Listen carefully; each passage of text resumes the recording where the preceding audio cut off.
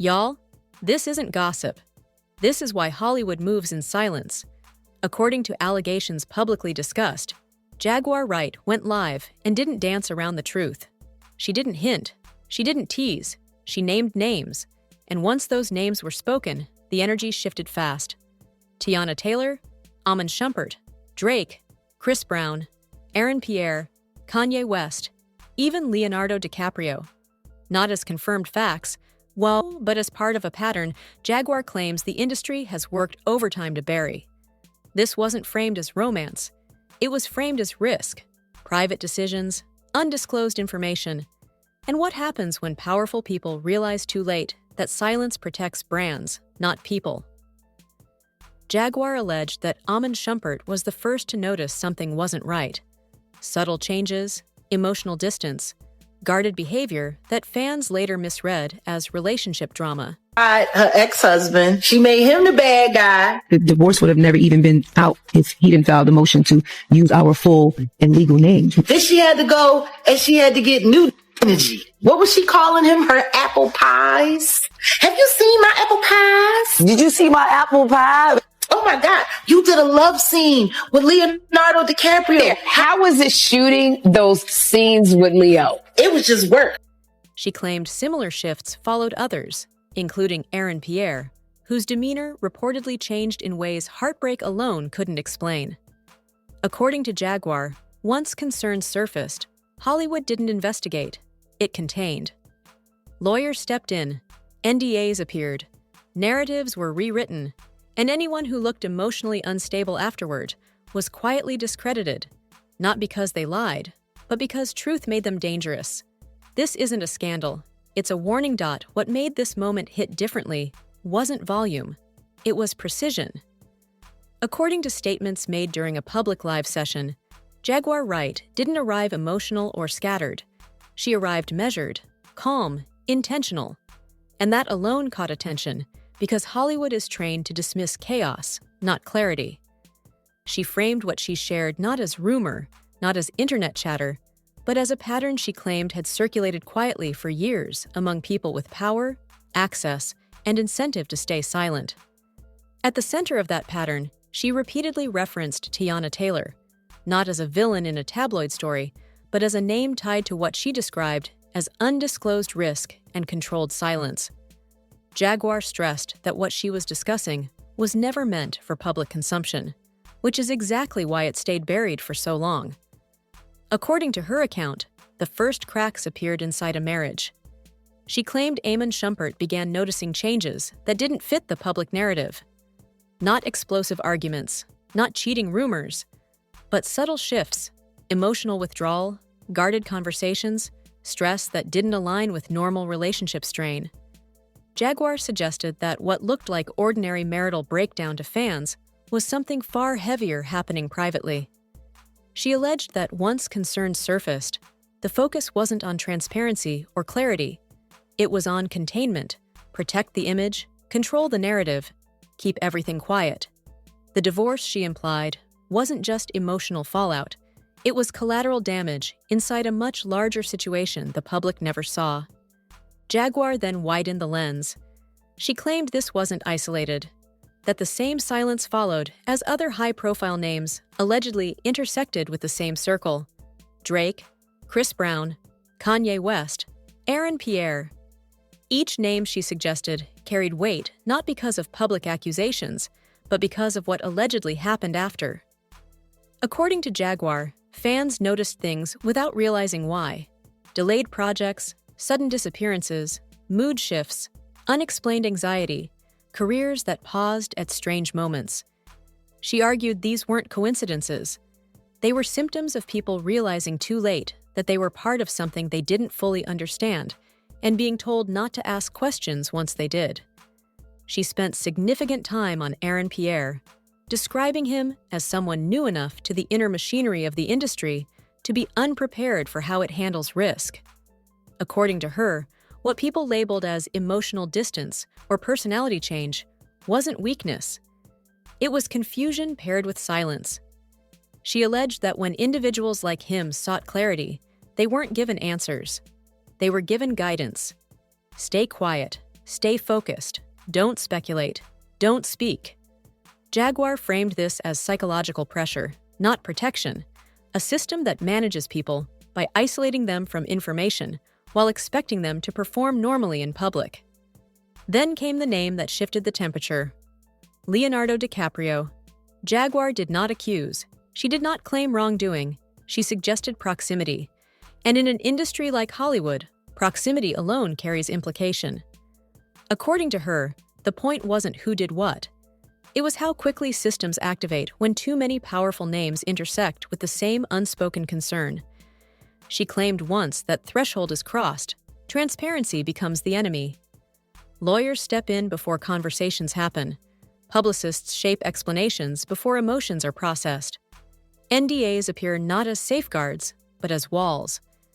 Jaguar alleged that this is why certain people are quietly labeled unstable afterward, not publicly attacked, just subtly discredited, missed calls, opportunities that fade, invitations that stop arriving.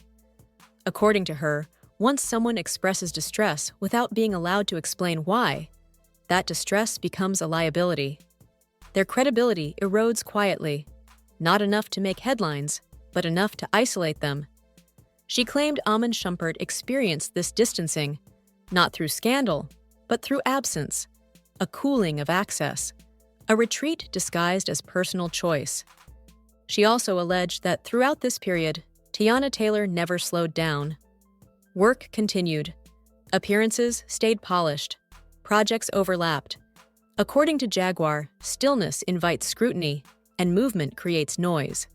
Noise distracts. Noise protects. She framed this not as ambition, but as strategy.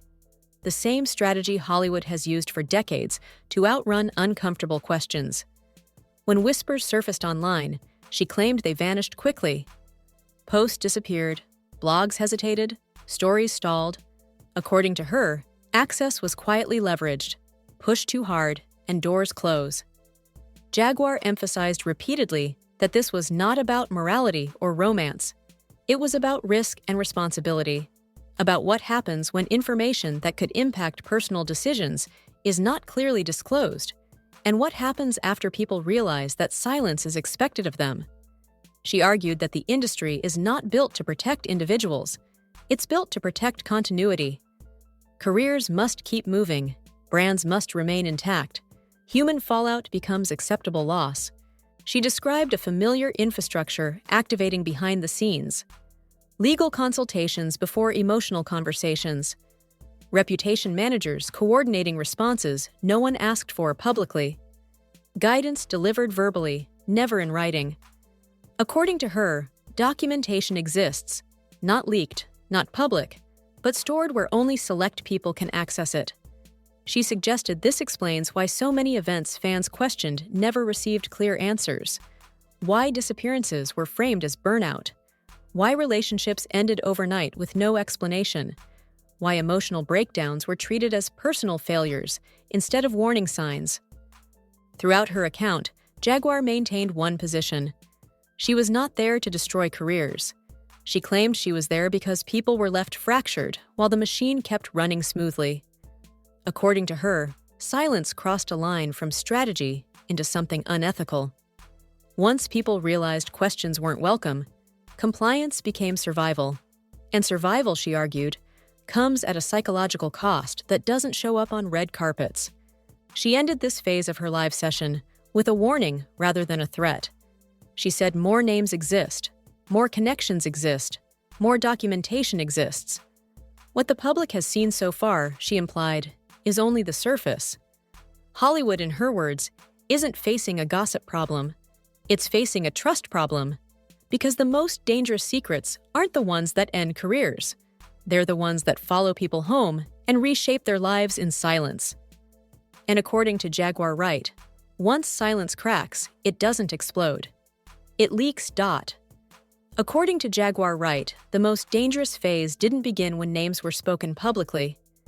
It began long before that, when concerns were first raised privately, and the response wasn't clarity, but coordination. She described a moment when questions stopped being treated as curiosity and started being treated as risk. And once that shift happens, the machinery moves fast. Jaguar alleged that phone calls replaced text messages. Meetings happened without calendars. Advice was given verbally, never recorded. Not because there was nothing to hide, but because documentation creates accountability, and accountability disrupts control. She claimed that for people inside the situation, confusion became the default state. They weren't told enough to understand what was happening, but they were told enough to know silence was expected. According to her, this is how compliance is built, not through threats, but through implication. You don't need to be warned when you can see what happens to people who ask the wrong questions. Jaguar framed this as a psychological environment where uncertainty becomes a tool. People begin self-editing, conversations shorten, trust erodes quietly. She returned to Aaron Pierre, suggesting that what the public interpreted as mood changes or distance wasn't sudden fame pressure. According to her, it was disorientation. Entering an industry where information is controlled, and realizing too late that you're not allowed to fully understand the context of your own experiences. She alleged that when individuals like him sought reassurance, they were given polished language instead of truth. Phrases like, "Don't overthink," "Stay focused," "Protect your energy." Advice that sounds supportive, but ultimately discourages questions. Jaguar argued that this kind of guidance isn't neutral. It trains people to doubt their instincts. She suggested this wasn't limited to one person. Amon Shumpert, she claimed, experienced a similar recalibration. Not publicly, not dramatically, just a gradual cooling of access. According to Jaguar, once someone is associated with unspoken concern, proximity itself becomes dangerous. Invitations slow down. Conversations stay surface level. Familiar spaces feel different. To outsiders, it looks like personal choice or life transition. According to her, it's something else. Tiro, a protective perimeter forming. Jaguar emphasized that this perimeter doesn't require public accusations to function. It only requires shared understanding. She alleged that names like Drake and Chris Brown surfaced not because of visible incidents, but because of overlap, private intersections that were never meant to be examined under public light. She was careful not to assign guilt. Instead, she focused on the silence that followed. According to her, when multiple powerful figures avoid the same subject, it's rarely coincidence. It's alignment. Then she addressed Kanye West, framing him as a case study in how the industry handles unpredictability. According to Jaguar, when someone already labeled unstable becomes connected to sensitive situations, the response intensifies. Not to protect the individual, but to protect the structure. She suggested that unpredictability threatens narrative control, and narrative control is the backbone of reputation management. This, she claimed, is why some breakdowns become spectacle, while others are quietly managed away. It's not about truth, it's about containment. She widened the focus to the infrastructure itself. According to Jaguar, Hollywood operates on a hierarchy of crisis response. Legal teams first, publicists second, reputation consultants third. Emotional fallout comes last, if at all. She alleged that non-disclosure agreements play a critical role here, not just legally, but psychologically. Once signed, individuals aren't just silenced, they're isolated. They can't speak openly, even to people close to them, without fear of consequences. Jaguar described this isolation as one of the most damaging outcomes, because it forces people to carry unresolved experiences alone. She claimed this explains why so many individuals appear changed afterward. Anxiety increases, behavior shifts, relationships strain. According to her, these aren't random outcomes. They're the result of being told to move forward without context, to perform normalcy while processing uncertainty. She argued that when people internalize experiences they're not allowed to name, that internalization fractures them slowly, not in a way that makes headlines, but in a way that reshapes how they trust, how they speak, how they move. Jaguar also addressed the media's role. She alleged that journalists sensed something was off long before the public did. Tips arrived, questions were drafted, but stories stalled. Editors hesitated. Legal departments intervened. According to her, the issue wasn't accuracy. It was exposure. She claimed access was leveraged quietly, pushed too hard, and doors closed permanently. Blogs went silent. Investigations dissolved. In an industry built on relationships, permission matters more than truth. She argued that the public often misreads silence as absence. According to her, silence usually means too much happened behind closed doors. She suggested that while social media argued timelines and personalities, the core issue remained untouched because it was never meant to be framed clearly. Give people something smaller to debate, and they won't notice what's being protected. She framed this misdirection as intentional. Throughout this phase of her life, Jaguar repeatedly returned to Teyana Taylor, not to sensationalize, but to illustrate how effectively images are protected when profitability is involved. According to her, the image never cracked because the machine around it worked flawlessly. Every absence explained, every appearance polished, every question redirected. She alleged this level of control isn't accidental. It's rehearsed. She emphasized that the people who suffer most in systems like this are those without teams powerful enough to insulate them, people who can't afford to be misunderstood. According to her, hesitation gets framed as instability. Withdrawal gets framed as unreliability. Once those labels attach, credibility erodes quietly. Not publicly enough to challenge, but enough to limit opportunity. Jaguar described this as psychological erosion. Not collapse, but depletion. Confidence replaced by caution. Curiosity replaced by compliance. According to her, this is how systems maintain control without force.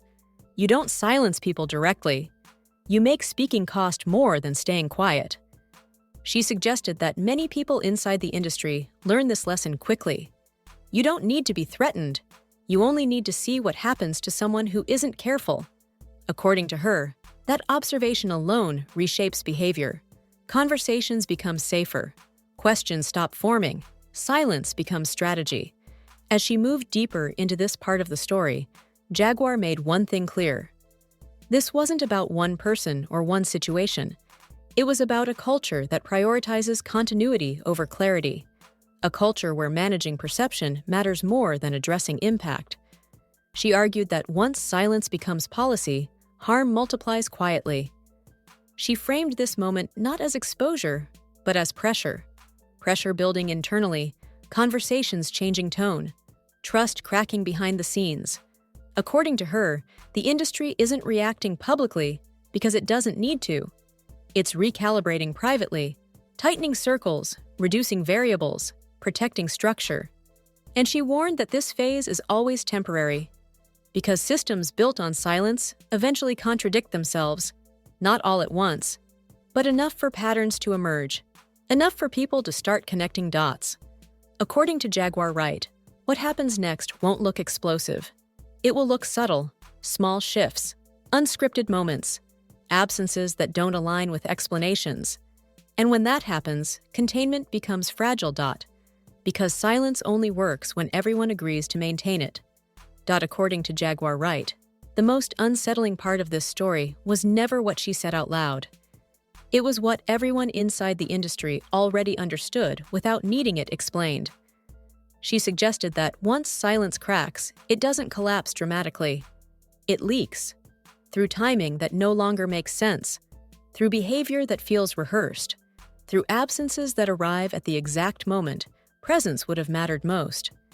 She framed what followed her live session not as backlash, but as recalibration. A quiet tightening of circles. A sudden caution in conversations. Familiar alliances feeling strained without explanation. She claimed that internally, the response was immediate but invisible. No public statements, no denials meant for headlines. According to her, that's not how power reacts when structure is threatened. Instead, internal advisories circulate. Distancing becomes strategic. People aren't told to leave, they're simply no longer invited. Jaguar alleged that some collaborators quietly stepped away from projects without explanation. Others declined appearances. Invitations went unanswered. not out of fear, but calculation. She framed this as a loyalty test. Who stays silent? Who asks questions? Who becomes inconvenient? According to Jaguar, this is where reputations are truly shaped, not on red carpets or social media, but in private rooms where access is currency. She suggested that some people chose safety over truth, while others hesitated just long enough to find themselves isolated. She returned again to Teyana Taylor, not as a caricature, but as a symbol of how quickly narratives are protected when profitability is involved. According to her, the image never cracked because the machinery around it worked flawlessly. Every public move precise, every absence explained, every question redirected. She alleged this wasn't accidental. It was rehearsed. She emphasized that the real consequences landed on people at the edges. People without teams strong enough to shield them. People whose hesitation could be framed as instability. According to her, once that framing takes hold, it doesn't need reinforcement. It spreads quietly, missed calls, delayed responses, opportunities that evaporate without explanation. Nothing loud enough to challenge, but enough to narrow options. She returned to Aaron Pierre, suggesting that what looked like quiet withdrawal was survival. According to her, navigating an environment where you're encouraged not to speak requires constant self-editing. Every word becomes a risk assessment. Every silence becomes strategic. Jaguar described this as psychological erosion, not a breakdown, but depletion. Confidence replaced by caution, curiosity replaced by compliance. She argued that this is how systems maintain control without force. You don't silence people directly. You make speaking cost more than staying quiet. According to her, Amon Shumpert and others experienced variations of this pressure. No ultimatums, no confrontations, just an unspoken understanding that proximity to certain questions could limit future access. She widened the lens again to the media ecosystem. According to Jaguar, reporters sensed the gravity of the story early. Tips arrived, questions were drafted, but stories stalled. Editors hesitated. Legal departments raised concerns not about accuracy, but exposure. She claimed sources went cold overnight. According to her, stories don't always die because they're false. Sometimes they die because they're inconvenient. In industries built on relationships, permission matters more than proof. She argued that the public often assumes silence means nothing happened. According to her, silence usually means too much happened behind closed doors. She suggested that while social media churned through surface-level drama, the deeper narrative stayed out of frame because it was never meant to be examined clearly. Give people something smaller to argue about, and they won't notice what's being protected. She framed this as deliberate misdirection. She revisited the names that caused the most reaction: Drake, Chris Brown, Kanye West. She did not accuse, she emphasized overlap and shared silence.